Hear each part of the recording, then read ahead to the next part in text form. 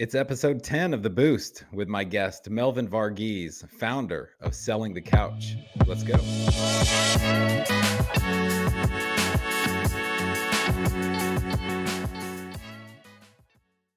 All right. Welcome to The Boost, conversations with people promoting mental health. This is Melvin Varghese, and couldn't be happier to have Melvin on the show. Or as I just learned moments ago, sometimes he goes by Mel. So we became fast friends on a first phone call. I think the 60 minutes flew. It felt like 5 or 10 minutes that we had talked, but we covered so much ground. And so I'm so happy, Melvin, to have you on the show for the first time. How are you doing today? I'm great, Steve, and I echo everything you shared. I really am just so grateful. There are moments in life where you connect with certain people and you're like, man, like, how do we not know each other? And then also there's like a familiarity, and you're one of those people. And I've just been, it's been amazing to see all the things that you are doing for the field. And I'm more than anything just grateful for our friendship and that we can, go everything from talking business 1 minute to mindfulness and existential things the next one. So appreciate all of that. Man, I feel the same way. This is one of the conversations that I felt like I don't even need to prep for this one. This time's going to fly by. But yeah, I just echo that sentiment. And I do want to be sort of a running partner for you, hopefully bring you some ideas just in life generally and share what I'm thinking with you. And I know I get a ton of value out of what you share. And then some ways it's more like I'm water skiing behind the Melvin boat while you've been doing this for a long time, podcasting, and we'll talk about your businesses and your courses, everything you're creating and offering from a productization standpoint.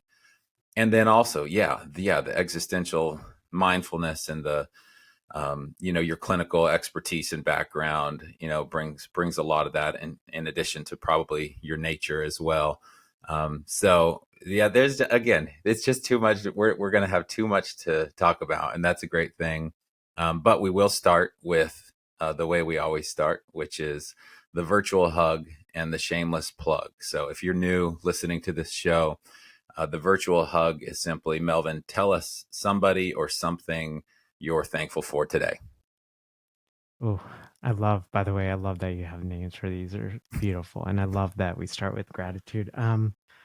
Man, I was going back and forth, but I gotta say, like my partner Susan, we have been together since 2009, married since 2012. And, I mention her because honestly, selling the couch would not exist were it not for her. Because one, we had the good fortune of her salary, right? So I could turn this little side gig into what I wanted to do and become a full-time thing over the past 7 years, 8 years now. And she saw something in me before I saw it in myself, and I feel like our loved ones often can see that, you know, and yeah, there's just no way this would exist without her and love and support and just gentle like urging. And she's an attorney by profession, so she makes sure that I got all my legal ducks in a row and all of that Hey, stuff as well. that's awesome. So your partner is bringing you a ton of gifts and her own strengths, and part of that is watching your back, and then part of that is looking out ahead maybe and seeing, oh yeah, these are your skills and strengths. Sometimes it's easier to see in somebody else than ourselves. I can certainly relate to that, and those having those people in your life that can give you some guidance and do it with love, and help you on the path. That's awesome.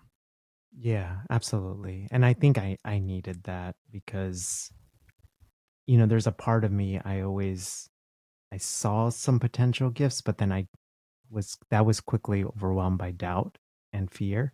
And so I don't think I ever had like a lot of my life. I don't know that I ever had like a full clarity on what my gifts were because of that juxtaposition. Hmm. Yeah, man, right there with you. Yeah, I didn't have the clarity, even from a vocation or career Mm. standpoint, you know. And I saw kids that did, and it's confounded me. Yeah. Kids in fourth or Yeah. fifth grade, high level of confidence. Yes, I'm gonna be an engineer when I grow up. And I thought, I have no idea other than, you know, maybe something with sports or music or I don't know, you know, I Yeah.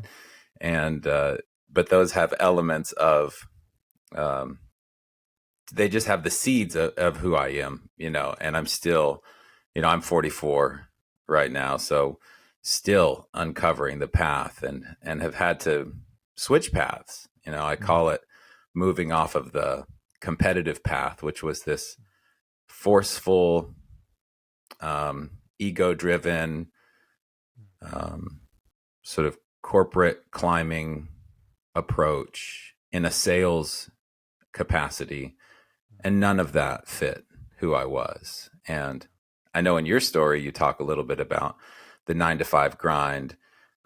Oh, but let's put a pin in that, or else I'll get out of order. So tell me, and tell our listeners and viewers the shameless plug, which is just you know, you live, breathe, dream, sleep, selling the couch, and everything else you're doing. Tell us about the work you're doing for anybody who's never met Melvin before. Yeah. Well, so I'm, more than anything, I always like to say I'm a girl dad first. So we have a 4-year-old daughter, and that's an important part of my story because she was also 7.5 weeks early. So she was premature, 3 pounds, 12 ounces. And it impacted a lot about how I built my business and how I'm thinking about building my business. And so selling the couch at its core is about seeing our clinical skill set in a different way. So helping therapists go from clinical to online income. I specifically focus on podcasting and online courses as a way to grow that income and impact. And this was all driven by a simple conversation a long time ago with a supervisor who, you know, taught me a lot, an older supervisor. And they said, Mel, always remember to see your training as a skill set that you can deploy in other realms besides what a therapist is supposed to do. And Hmm. so I took that and ran with it. And I don't know, like, I always, with training and everything, I always thought therapy, supervision, testing, teaching, those are kind of the three options or four options, right? But yeah, with selling the couch, we've grown it and I have two products. I have a DIY kind of do it your own pace podcasting course for therapists, and then we have an online course mastermind for therapists because so many therapists want to launch an online course but struggle to find a community and a place to be with other therapists who want to do this ethically and want to do it authentically and in a way that's sustainable. And so we built that over the last past 2 years. So That's awesome. So talk a little bit more about um, rewinding to 2015 when you're thinking about starting your business. Take us to that place, and what was it that pushed you over the edge or the ledge to, you know, spread mm, your wings and start your business? You mentioned your daughter is a big influence, but I think she's 4, so that was probably 2019. So you'd put in some years already, mm, and you have a super supportive partner, which is amazing. But what was it inside yourself that was either in turmoil or was growing into this idea that becomes your business?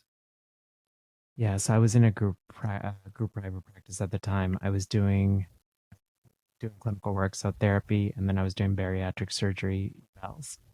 And uh, I, moved from Nashville to Philadelphia in 2012. So this was about 3 years later, 2015, and we got hit with a nor'easter in the Northeast, and it ended up dumping a little over 30 inches of snow in literally a day and a half. And like the systems were not here with the telehealth and everything, right? So I could basically do phone therapy or see my clients in person, and the roads were very slick. We had down power lines. It was just very dangerous to drive. I ended up having to cancel 22 fee for service clients, and we were saving up for the 20% down payment on our home. And I realized in that moment, like I had to do something differently because, I knew with my own mental health, I knew my own wiring that I couldn't, that trying to build an entire business where it's contingent on trading time for income is either a formula for burnout or it's a formula for a lot of volatility. Yeah. Okay. So there was the force function of client attrition, client loss, and then the most powerful thing, maybe that jumps out to me, is the self knowledge. The know thyself fundamentals of even though it's not always crystal clear.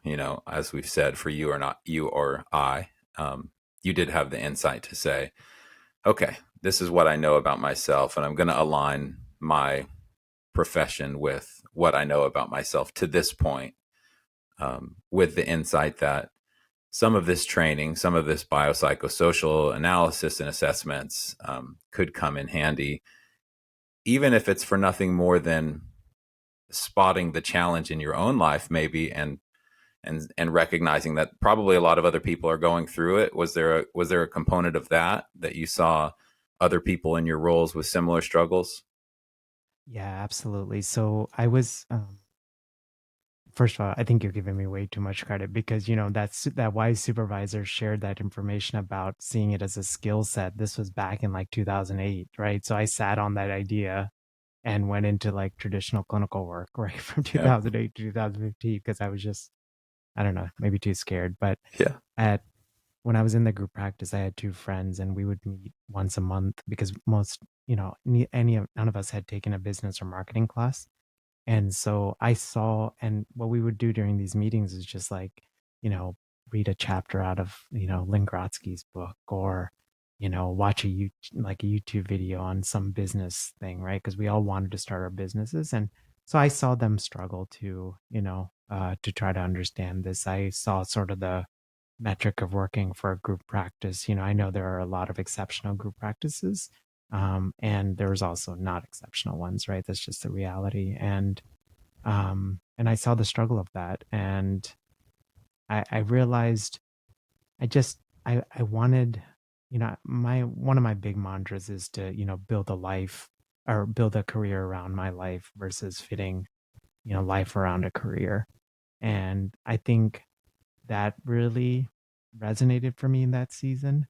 I remember even that was 2015, so probably I don't know 2005, 2006, something like that. I remember reading this book about like, and I forgot the exact title, but something about the Renaissance soul, right? Like, you know, basically life design or career design for people that have too many passions, Oh, right? wow, I need this book. Go on. Yeah. Yeah, yeah, and I again, I read that book and I think it subconsciously, I think my mind was always trying to figure out how do I use my natural giftings, like I took a lot of art classes, I do photography, like all of these different skill sets into the work that I'm doing in the world. And I loved therapy and I loved testing. And yet there was a part of me I felt, um, it's the best way to put it is like successful but unfulfilled. Mm. Yeah. Hmm. So, man, it's uncanny, uh, like the parallel paths that we're sort of on. Even to be running a video conversation right now. It came out of a couple things. One is I've just always had a passion ever since I was a kid. We would get my friend's camcorder, my friend's parents' camcorder out, and we would make silly stop action videos, or we would make these video dramas, and then fast forward to sort of the YouTube craze, and I just found myself making these silly videos, and it's almost like, what am I doing with my time and my life? And but along the way, I was learning to chop up post production video and do some better things with audio. Although I do want to circle back to your studio because it's beautiful, it's brilliant. You have all the audio and the lighting and the video figured out. So there's probably some things I could definitely learn from you and employ. But you just don't know, or I just don't know all of what is going to happen in the future based on the skills that Yep. are coming into my life just based on pursuit of passion.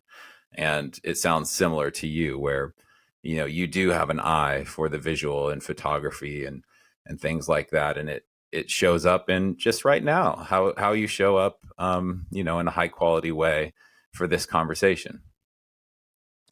Yeah. Well, thank you for saying that. I think I watched this recent YouTube video by Dr. Ali Abdal. So Ali is a Cambridge educated physician who started a YouTube channel in med school, basically teaching about his experience as a med student.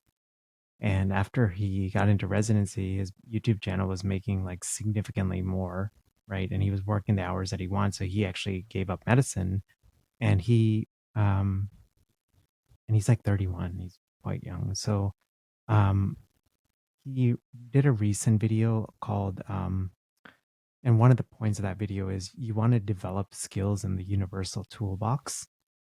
And I was like, that's such a great way of looking at it because uh right, you and I, right, that camcorder that you were playing with, right? It was something out of passion and interest, but it also helped you get that eye, right? To see or to see capture things visually, to be able to, edit video.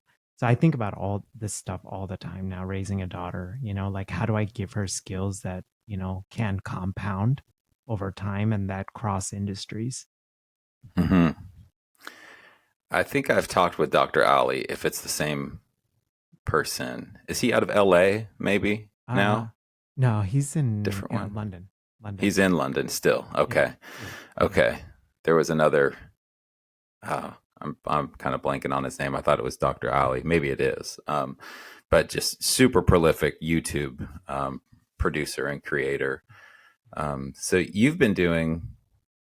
Did you start podcasting in 2015 yourself, or when did that start for yourself? Yeah, yeah. For me, it was so March of 2015. It was when I released my first episode. I had the idea in September of 2014, but like most of us, when we have a good idea, I sat on it for 6 months. I convinced myself to not do it. So, It's just in the uh, mud there, it's just yeah, sprouting little seeds in the mud.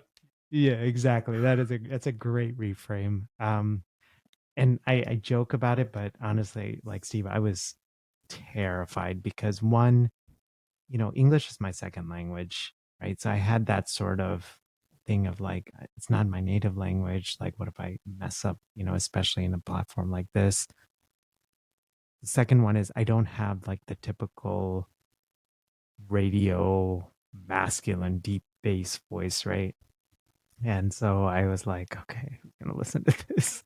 And then three, I had no background in radio, any of that stuff, right? I mean, I like tech, but I had no exposure to any of that stuff. So those were three big things that I really had to work through in those 6 months. So Hmm. Yeah. Yeah. Some of those ring of maybe some kind of imposter syndrome. I don't have the voice for radio, or I don't have the skill set for any of this. yeah, And some of that's, sometimes true. Maybe we don't have the skill set, but most of those things are things we can learn. And there's something I say at every conference that I run, which is you don't have to be perfect to be amazing. If you could actually pull back the curtain and see how much I'm learning simply by seeking out the solution or the answer, mm, because this is what I do. And mm, I always go back to this Jay-Z lyric, there's no church in the wild. Like when you're working without a net, or when you're in the wild, it's very different than the lion in the zoo, who's mm, who's very comfortable but is that the life you want to live? And Nassim Nicholas Taleb says, "Don't talk to me about comfort until you look at animals in the zoo." And I love a good zoo. No, I'm not complaining about zoos. I'm saying when you're out there in the wild without a safety net, I get hyper focused on Hmm. things that when I was in an office environment felt so felt like it either confused or trapped me somehow. And I'm the same exact person tackling very similar problems, but I come at it so differently. Have you noticed that in your approach to problem solving or relationships or things like that since you're on your own? Yeah, I mean, I love that you shared that because, and I think what you're saying is, which is something, and correct me if I'm wrong, but like one thing I struggled with is I had this real fear that if I got into a situation like that where I would be on my own and no safety net, I would just crumble. Right. Oh yeah. And, right. Like, but I've actually found the same was what you're describing, which is you become more resilient and you don't figure that out. Like each of these experiences, right? Like even the hard moments are all experiences that give us data, right? And give us new skills. And you just learn, I don't know. It's taken a lot of years for me to realize this, that if I put, realizing that if I put my mind to something, I can do it well. Whereas like in the first few years, it was like, oh, can I do this? Like, is this going to be good enough? Like, do I have the skills? Hmm. Am I going to crumble? Yeah. And some of that confidence does come from the experience. Yeah.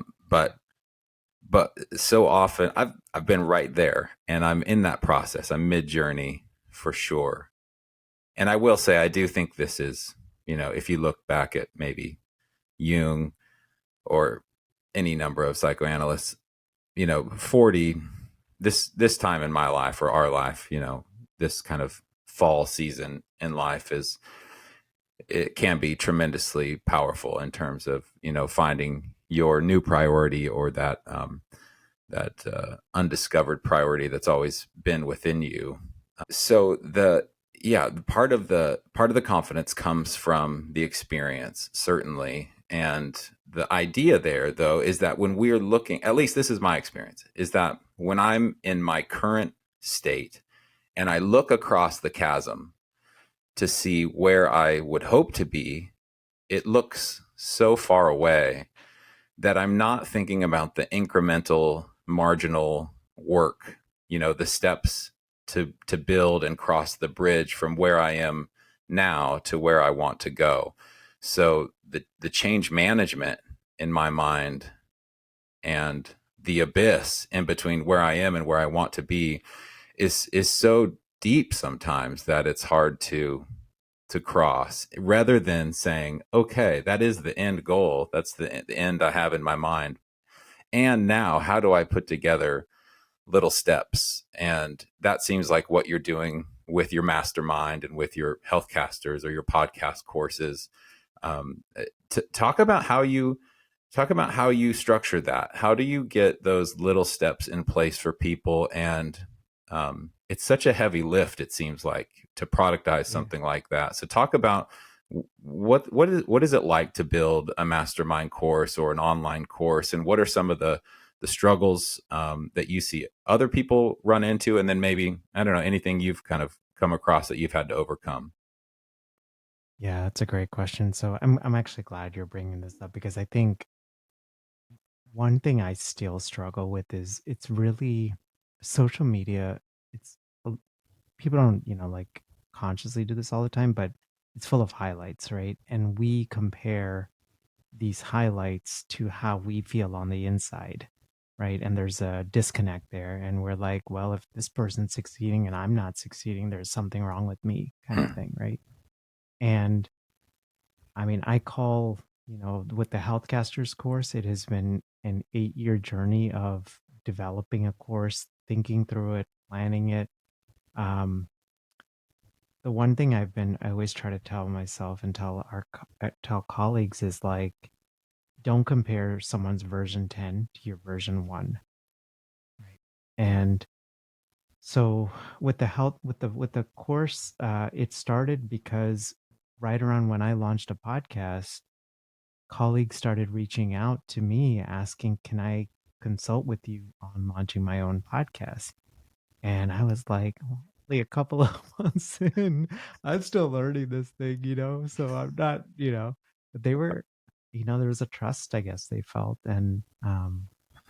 And so I did some paid consults and I was like, uh, and I think I charged like $200 because that was like a lot of money and Yeah. still, right. And I was surprised, right? And the people were willing to pay for it. Um, and it was great because I got to like, connect with people, see what they're thinking about.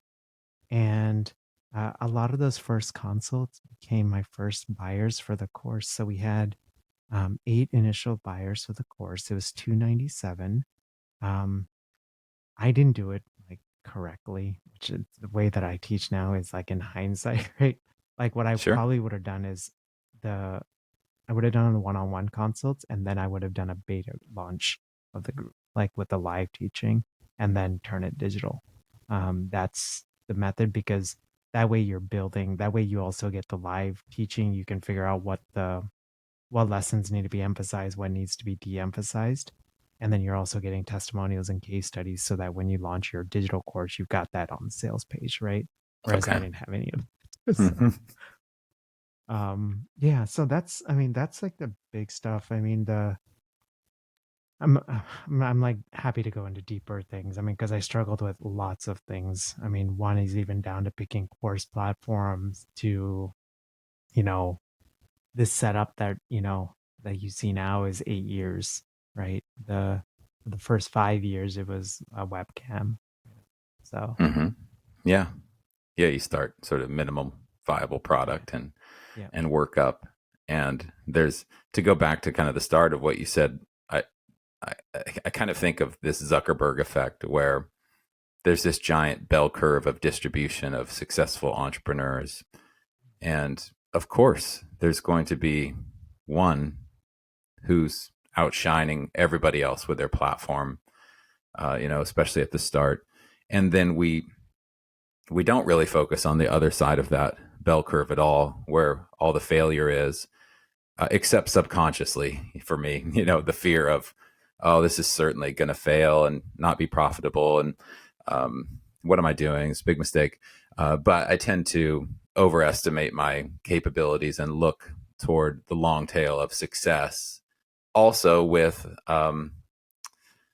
not just humility, but shame, I guess is the right feeling. It's like, oh well, I'm not doing that well, so mm, that must mean I'm not doing well.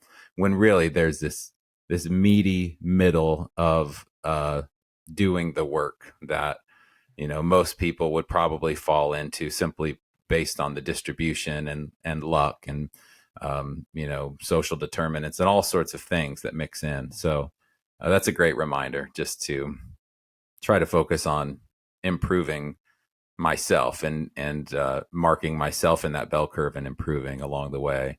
Um, so talk about your tech stack a little bit. What are you running? Like microphone, lighting. How did you get that like beautiful Zen background and yeah, the color scheme? And then what are you using to record and all of that? Help like give us the tech rundown. yeah. In terms of podcasting, yeah. Podcasting, yeah. Yeah. Again, so I can, for let me see if I can pull this without, pulling my microphone. So this was my mic for the first 5 years. Yeah. So it was, $50, $60 mic on Amazon. And the Audio Technica ATR 2100. Uh, and I actually love that mic. And the big benefit is it's a USB mic, right? So you just Okay. plug it into the USB slot in your computer. You avoid all of the other, like you just create the minimum viable thing, right? Because then the real thing with podcasting is you want to focus on is actually becoming a good interviewer and becoming a better storyteller, right? Hmm. The gear is actually secondary, Yeah. at least in those initial stages. Now, over the years, I've upgraded the gear. So my mic that I'm like speaking into now is the Shure SM7B. This is it's a pretty well-known mic. The most famous is Michael Jackson used it to record Thriller on it, and so uh, and yeah, I love this mic. It's connected to a Rode PSA-1, which is the mic arm that I'm using. Um, the reason, so I used to have a cheaper mic arm when when I used this ATR, and the problem is it started sagging over time. Mm, And whereas this one I've had for a couple of years, and it's pricey, I think around $100, but it just stays where I want it to. mhm. And at a practical level, the reason I chose a mic arm versus a stand is because oftentimes I'll have my iPad or I'll be writing notes on my desk because I have a glass top on my desk, and it's easier to have my whole like desk clear Yep. versus having a stand, right? So I'm the um same. Yep. yeah, and then I use the Rodecaster Pro, just the first version. So the problem, the challenge with these mics are they sound beautiful, but they require a lot more tech. So this is what's known as an XLR mic. So you need basically something, a tool or yeah, to convert that signal into a signal that the computer understands. So I use the Rodecaster Pro, and then lighting wise, so I have a second mic that I use when I'm just doing videos. So that's usually not for podcasting, but that one is the Sennheiser MKH 416. So I've got a second arm, and I will pull in the mic here. And it's usually like under, people won't see it, but it kind of hovers over me. Okay. And then the light that I use is the Aperture 120D. I think that's right. The uh, key benefit of having these soft lights are you can change the intensity. So I've got a remote here. So I was doing this right before we started, right? Like I can turn up and down the dial on it, so I can make it lighter, darker as I need. Oh, yeah. You know, so Cool. it just makes it a lot more, gives that more cinematic look. Yeah. And then the final thing is I'm using a DSLR camera versus a webcam, and that's what's creating that blur effect. So I've got, I use a Nikon just because that's what I have for my landscape photography. But if I were purchasing something and I wanted like something really nice, I would go with the Sony lines. Okay. I just think they're way better for video. So Okay. Well, I'll track down all those links to products in the post, and I'll drop those into this because that's really helpful. And yeah, there's some moves I need to make. I'm running USB audio and super harsh lighting, and I'm happy that it makes you look really good. yeah. So I think so if there's like so I would do sound. Yeah, I yeah. would probably do lighting, sound, video. That's probably Okay, like the order that I would consider upgrades. okay. So And you mentioned you do some video, but I also remember maybe a LinkedIn post recently where you said you sort of talked about wanting to do more video or thinking about wanting to do more video. Why haven't you jumped to video yet? Or what's the dialogue or debate in your mind about video for yeah. conversations like this? Uh oh, this is just being raw and real, right? So Mm-hmm. one, I'm like an introvert, so like the thought of being on video terrifies me. I think I have like I don't know, I don't have that video look like physically, I feel like, Yeah, I don't Uh know. yeah. So I feel like I don't know. I get like a little bit scared still to be on video, even though people say like I am really good on video. Um, there's still that part of me. I'm still a little reluctant, but yeah, I would say that's like the main stuff. In the early days of podcasting, and again, just being open and honest, like I would not. A lot of times, I wouldn't turn on the video because I would get so anxious with seeing Yeah. somebody's face, or Mm-hmm. just knowing the fact it was recording would intimidate me, and I would get blocked up. Like I'd forget the question I was asking. I'd have anxiety around it. And yeah, but I've noticed the more I've done podcasting, the more comfortable I am with video.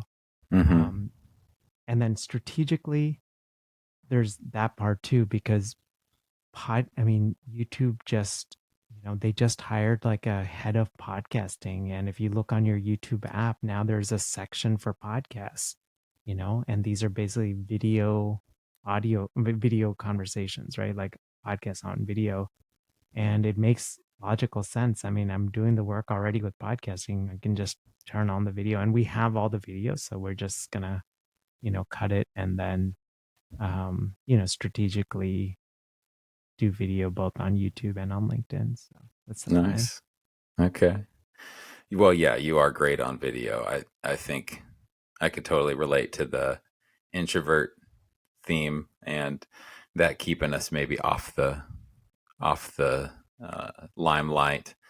I love to not look at myself on camera. Yeah, I like to right. hide myself and and just look at the guest, or go through the notes, or sometimes look right at the camera. And that's a good place for me to just kind of put my gaze so that I can sink into the conversation without thinking about myself.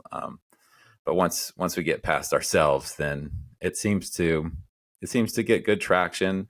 Yeah, this technically is not even a podcast yet until um, I'm going to do some things with distribution to get it on Spotify and iTunes and Apple and all the places that it needs to go. And I don't even know what to call it. It's a podcast for video or something. I don't think we have a great term for it. I'm just calling it Yeah. video conversations or something. Yeah.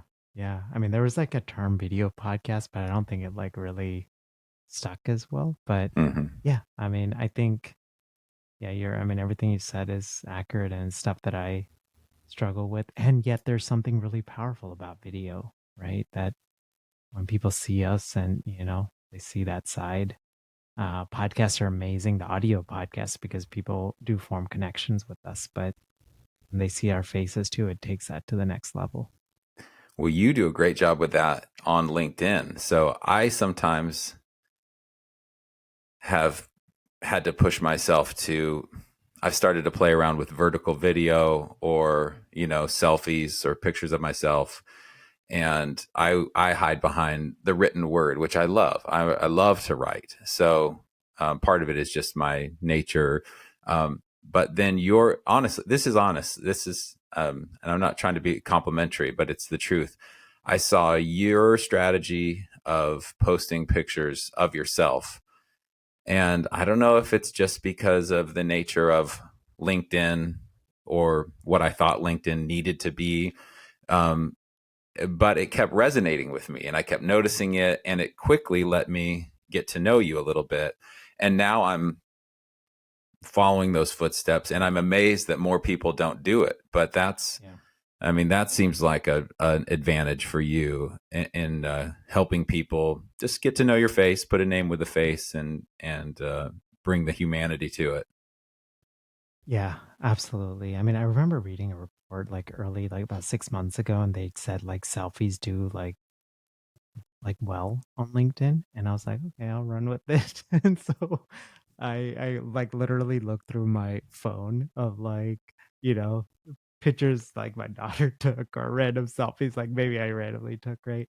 And I literally have I'm looking at it right now. I have a LinkedIn selfies folder of like 20 pictures and I just go through them to swap them out on posts because I'm also all about like building the systems, right? Mm. So I'm not gonna go and take a selfie for every post, and um yeah, so I just try to think about it on that level. And I found the same thing. The thing with LinkedIn is, and maybe I like partly have learned this in podcasting, right? Like ultimately we all do business with people we know, like, and trust, right? And so with all of these platforms, the thing I'm always thinking about is how do I form that human connection Yep.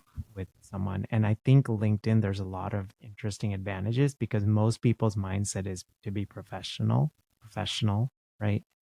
And but the people that but LinkedIn has undergone this transformation, especially since the pandemic, right? It's no longer like a online resume slash job update, you know, place, Hmm. right? It's a full-fledged social media platform now. And so I feel like the people that show the human side of things, um, I think there's disproportionate advantage there. Yeah. Yeah, that's I talk about this all the time, but it's Aristotle's model of persuasion, and Mm, you have logos, and that's your resume and your credentials, and hopefully you have like ethos, something you're working on that's higher than yourself, some higher power than, well, just I want more money, like that's not very inspiring. But then pathos is the humanity, and that's where it feels like we underestimate the triangulation of pathos with, you got to be a person. It does, there's, you don't have to expose every single bit of yourself on LinkedIn. yeah. And that's fascinating that you do systems thinking with LinkedIn posts, because I have seen you, now that you say that, a number of times, like in a rain slick jacket in the forest or something. And I Yeah. think that's such a fascinating, that's got to be one of the pictures in your LinkedIn Yeah. folder. What else are you doing to do systems thinking? What's a system that you've come across that is has been surprisingly effective for you, that maybe you weren't employing, I don't know, a year or two ago or recently? Yeah. On LinkedIn specifically, or just No, generally? anywhere.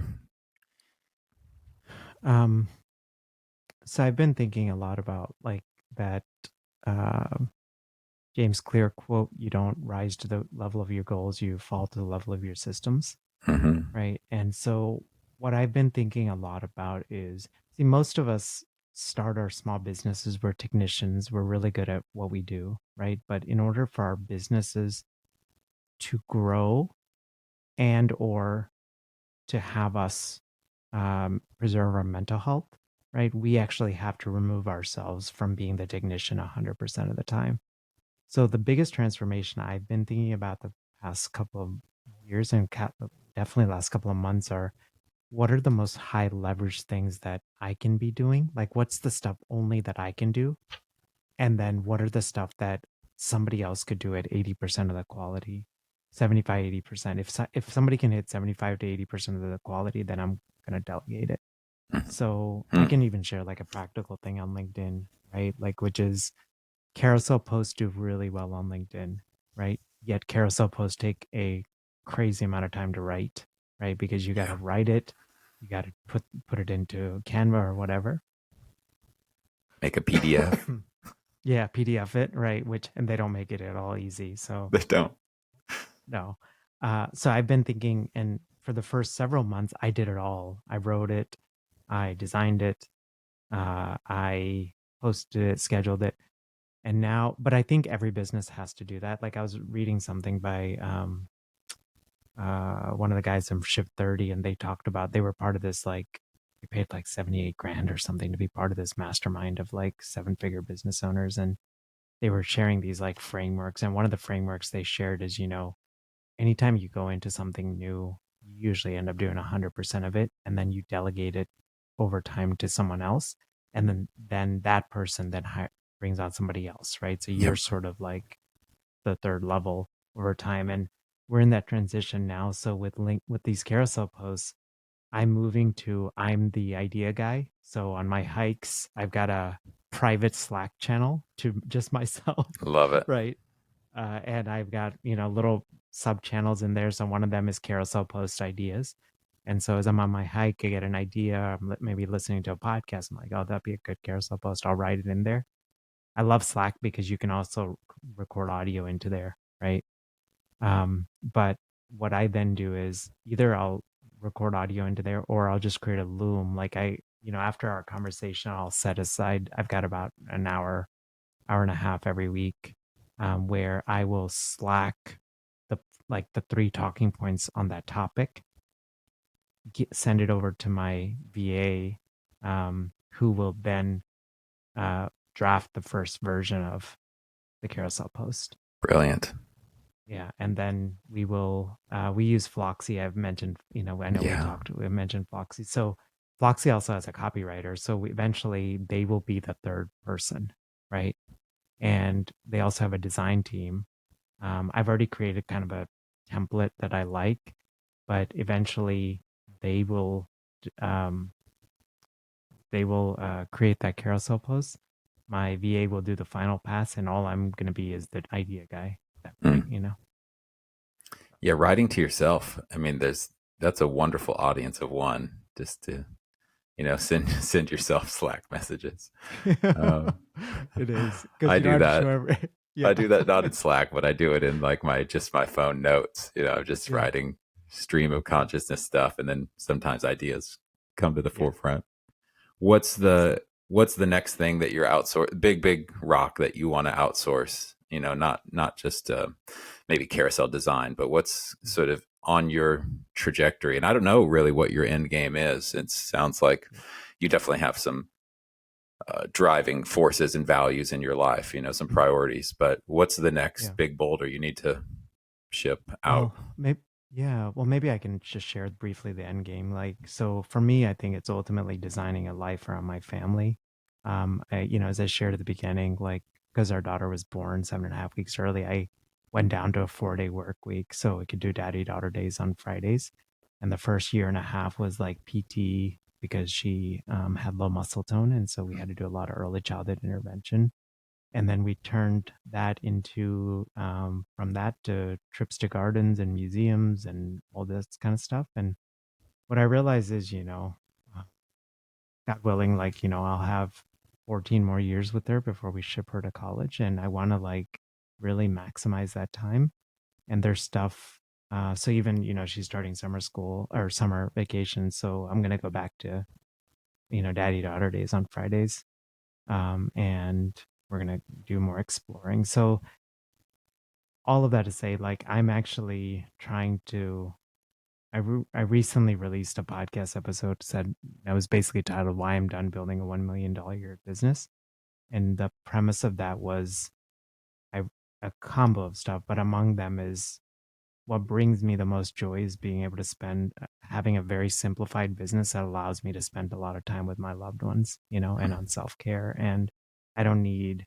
I thought for a long time I needed $1 million a year to prove to myself that I had succeeded. Hmm. And what I realized is I wanted a more holistic view of what success is, Hmm. because you and I know a lot of very successful people that on the surface are extremely successful, but internally are miserable or they have broken relationships or, and I don't want that. So that's number one. And then number two is our big dream is to create a scholarship fund for girls that have been rescued from brothels in the commercial Yeah. sex trade. So when I was in grad school, I took a psychology of trauma and abuse class, and I then went and worked with an NGO in Bombay, India, which is the Kamatipura, which is the largest red light district in South Asia, Mm. concentrated. And so Kamatipura is a section of Mumbai of slash Bombay, and I I was majority of my time was spent about 5 hours away teaching kids that had been rescued from brothels. So these were unwanted pregnancies, and this NGO works by removing these kids, giving them an education to help their parents to break out of that cycle as well. And so that's our big dream is to create a scholarship fund for these girls, so that they have the opportunities that our daughter will have as well. That's wonderful. That's a wonderful driver. Um, yeah, you are squarely in that model of persuasion. Not that you need to be persuasive; you can do it without trying. It's like power without force. But the things you're working on, what's driving you, of course, your education, and you did your postdoc and your internship in Nashville, which is always a fun connection, and then your family being core to everything that you are and what you're building. Yeah, it may be 2 months ago. I saw you on LinkedIn, and thought I had already talked with you, but I thought there's no way, no way I'd get Melvin on this show. It's so cool because it's a small world, and so there's influencers in this space. Several come to mind, Megan Cornish or Michael Fulweiler, or you people who are doing great things, helping private practitioners and helping therapists think in new ways about their businesses and get more efficient and get better at their marketing and get better at their productization. So it's so cool to have you on and talk today. I want to wrap with one question, and you can take it wherever you want. Tell us one thing you are reading or listening to, and it can be a podcast or a book, or it could be a new record. It could be anything. But what's one thing you're taking in these days that you're enjoying? Yeah, it's a great question. And before I go there, it's so funny you mentioned that because I thought, oh my gosh, like it would be so cool to, connect with Steve and go on his podcast. Here we are. Yeah, we're both. Yeah, here we are. We Right. just need to let more things happen, I think. Yeah, Happen, let's do right? more of Yeah, this. absolutely. Absolutely. And then it's funny how like our own internal dialogues and the things that the narratives we create, right? Mm. Um, I'm reading Kevin Kelly's new book. I think he was one of the co-founders of Wired Magazine.